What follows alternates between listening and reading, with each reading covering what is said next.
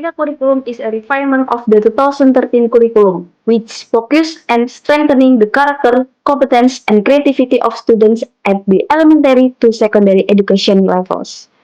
The main objective of the Merdeka curriculum is to create effective and meaningful learning, which is able to increase faith, piety, and noble morals while fostering student creativity.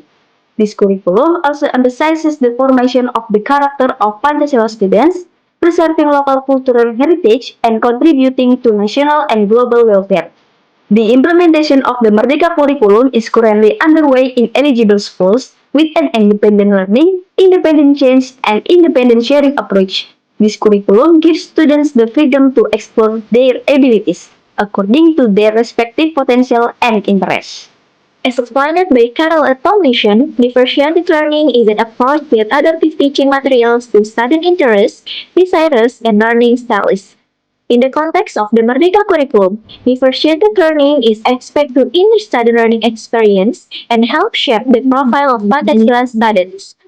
Teachers give an important role in creating a conducive learning atmosphere, understanding the characteristics and learning styles of different students. By understanding students' learning styles, teachers can help students find their strengths and weakness in learning, so that learning becomes more effective.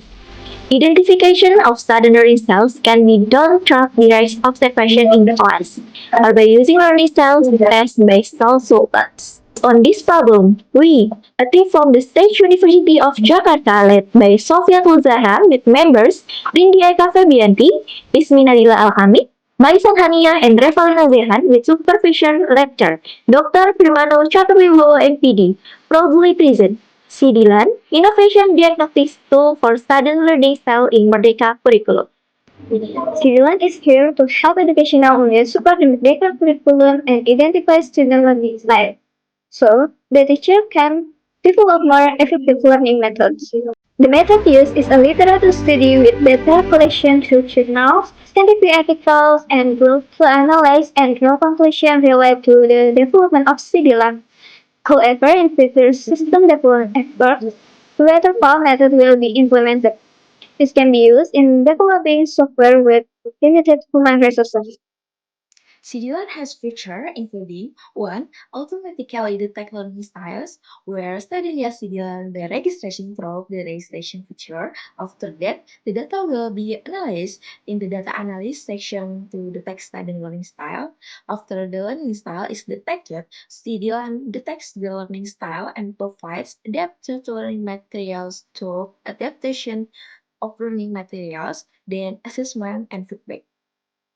In this case, this sustainable adaptation process occurs according to change in student learning style. 2. Traditional identification. This feature asks student to fill out a learning style instrument to identify learning style through traditional methods. After students go through the traditional process, their learning style will be identified and method CDI. To understand how this innovation can play a role on a wider scale, a SWOT analysis is needed to review. Number one is strength. CDLab facilitates the adjustment of teaching methods that suit students' learning style, equipped with feedback features that help both teachers and students understand their strengths and weaknesses in the learning process. Number two is weaknesses.